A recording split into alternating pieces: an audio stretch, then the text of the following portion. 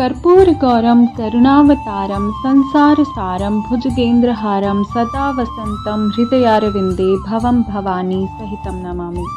नमस्कार मित्रों, आज की इस वीडियो में हम सुनेंगे भौम प्रदोष व्रत की कथा। इसमें मैं दो कथा आपको सुनाऊंगी, एक पक्ष प्रदोष की है और दूसरी भौम प्रदोष की है, तो दोनों को आपको विस्तार से सुनना अथवा पढ़ना चाहिए। तो जब आप इस कथा का श्रवण कर रहे हो तो हाथ में आप अक्षत या गेहूं के दाने लेकर और पुष्प और कुछ पैसे लेकर इस कथा का श्रवण अवश्य करें। कथा सुनने के बाद अगर आपको कथा या कथा का वृत्तांत प्रसन्नता प्रदान करे या आपको अच्छी लगे तो लाइक शेयर ज़रूर कीजिएगा। कथा कुछ इस प्रकार से है। मंगलवार के दिन प्रदोष व्रत करने से समस्त रोगों को नाश हो जाता है, अतः इस दिन महाबली का पूजन अवश्य करना चाहिए।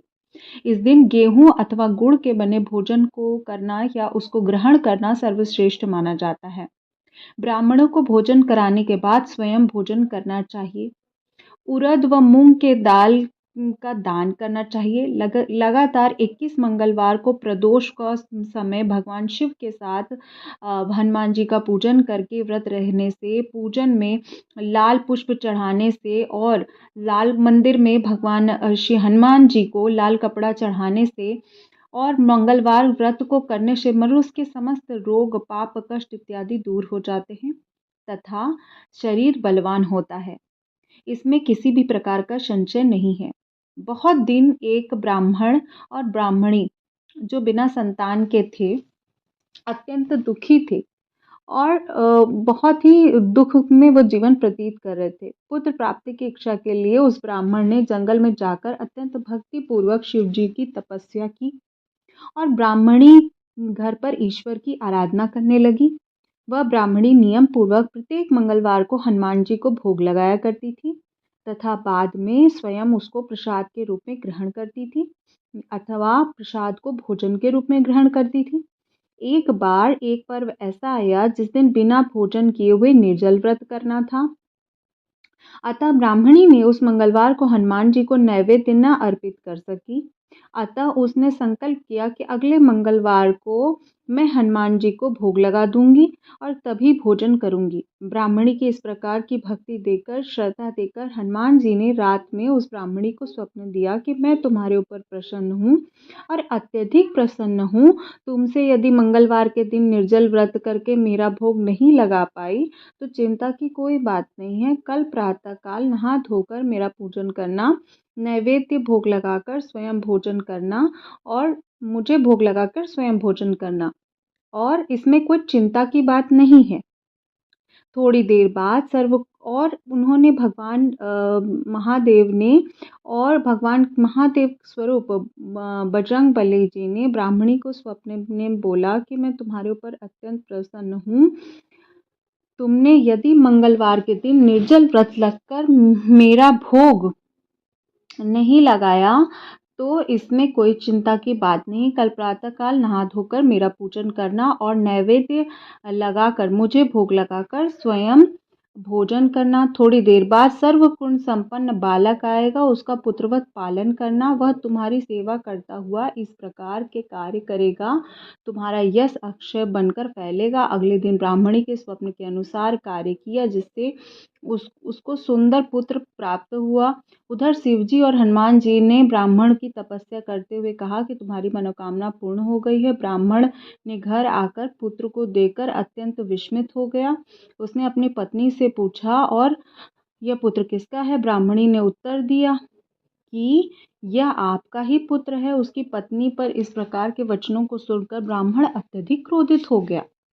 तभी अपनी पत्नी को उल्टा, चरित्रहीन आदि जैसे शब्दों का प्रयोग करके संबोधन करते हुए उस पुत्र को मारने के अनेक प्रयत्न किए, किंतु भगवान बजरंगबली और महादेव की कृपा से बालक का बाल भी बांका न कर सका।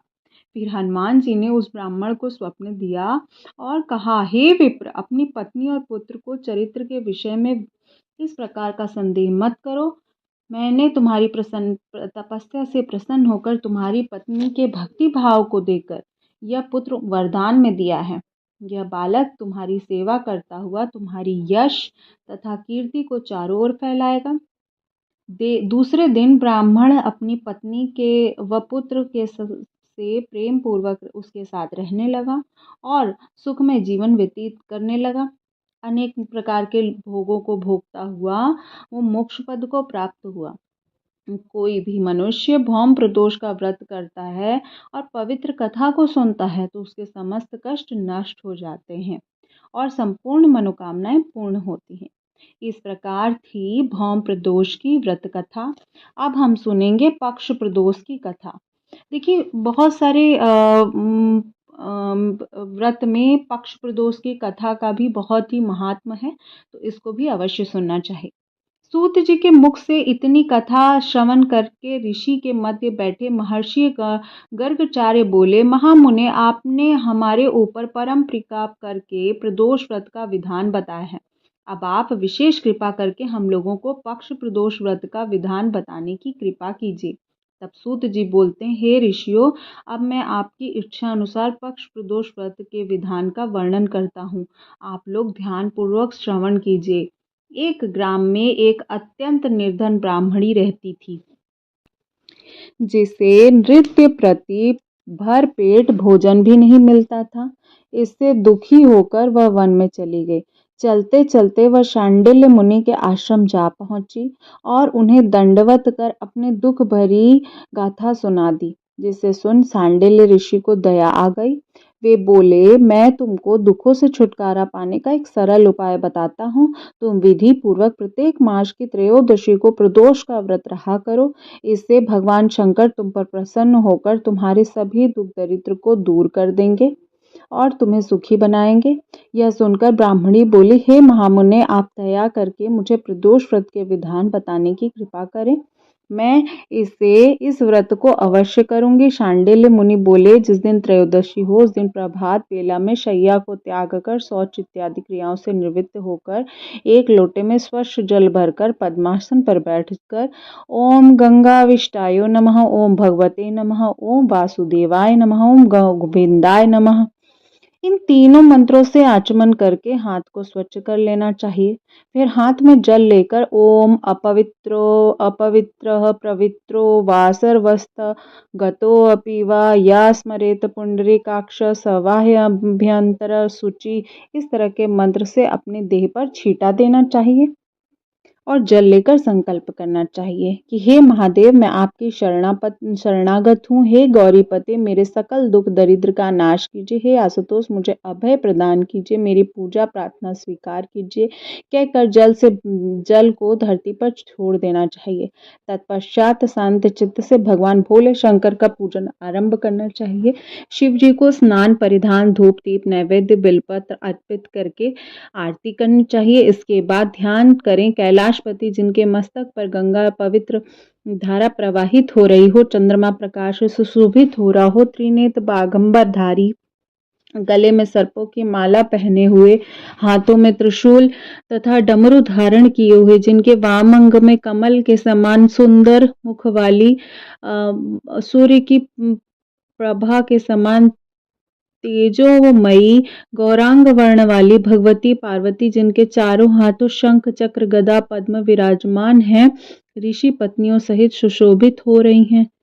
और इस प्रकार से जो उनका अनंतर मंत्र है, जैसे कि ओम धर्माय नमः, ओम ज्ञानाय नमः, ओम वैराग्याय नमः, ओम ऐश्वर्याय नमः कहकर कात्यायनी सरस्वती और लक्ष्मी माँ का पूजन करना चाहिए। इंद्र, वरुण, कुबेर आदि स्मरण करके अनेक प्रकार के यथाशक्ति अनेक प्रकार के दान को दक्षिणा में ब्राह्मणों को देना चाहिए।